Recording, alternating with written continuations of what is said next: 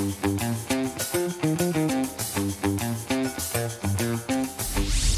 mga naghahanap ng good source of fiber, gaya na lamang ng kamote, patatas, sibuyas at kung ano-ano pa, aba, huwag na po nating kalimutan sa listahan ng ipapamili mo ang mga ito. Pero syempre, magkano nga ba ang presyo ng root crops ngayon? Kumustahin natin yan straight from our nag-iisang Nyora ng Palengke na live po ngayon sa Mutya ng Pasig Mega Market. Mommy Chicky, good morning! Yes! Good morning, Angela! 50 pesos per kilo. Ayan, yan ang sagot. Hindi tayo kinakamote ngayon. Actually, maganda ang presyo ng kamote at iba-iba pa mga root crops. Pero bakit nga ba nila sinasabi, di ba, yung kasabihang nangangamote? Alam naman natin na ang kamote itinatawag na superfood. Yan yung talagang marami ka makukuhang sustansya. At sabi mo nga, Angela, marami din yung fiber. So, maya pag-uusapan pa natin kung ano yung magaganda mga benefits ng mga root crops katulad ng kamote at yung mga pinagkakaiba ng kamote at ng kamote kahoy. Kamoteng kahoy nasa 30 to 40 per kilo ngayon. Ang ube, maganda rin ang presyo ngayon, nasa 80 per kilo, bumabayan.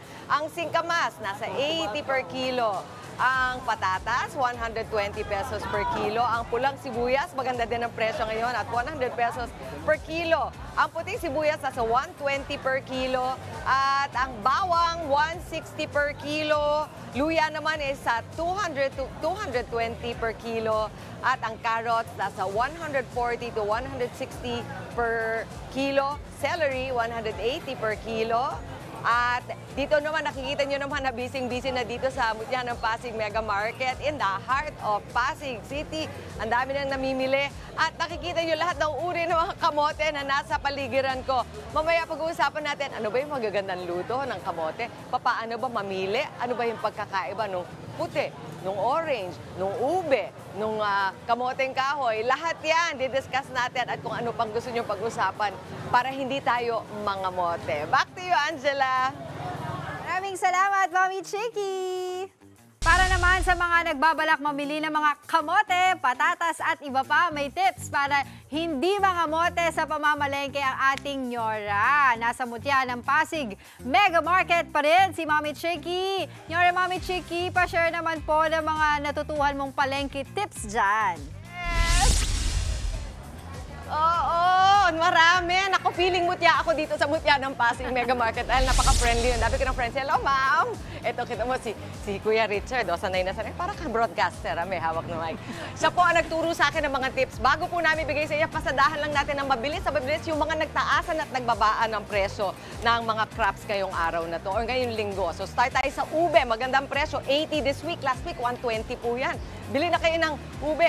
60 pesos yung pinakamababa niyan. So, hindi na bababa sa 60. Maganda po ang 80. Ang mahabang sili naman, nasa 160. Ay, ito, medyo tumaas. Nasa 210 to 230 ngayon ang bentahan. Sunod naman po dyan ay, ano ba sunod sa ating sili labuyo? Ayun lang ba sasabihin natin? Kamatis. Dating 100 pesos, ngayon ay 130 to 150 na. And next po, ang onion leeks. Ayun, from last week, 160, mababa ngayon. Mamakyaw na kayo, 100 this week. Labanos, meron po tayo dito niyan.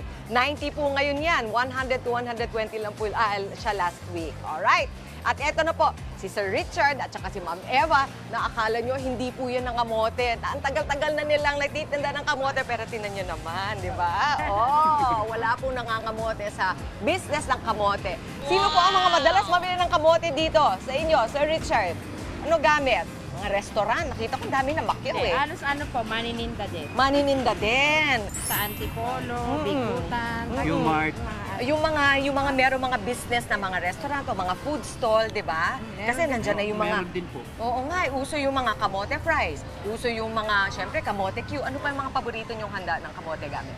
Press lumpia.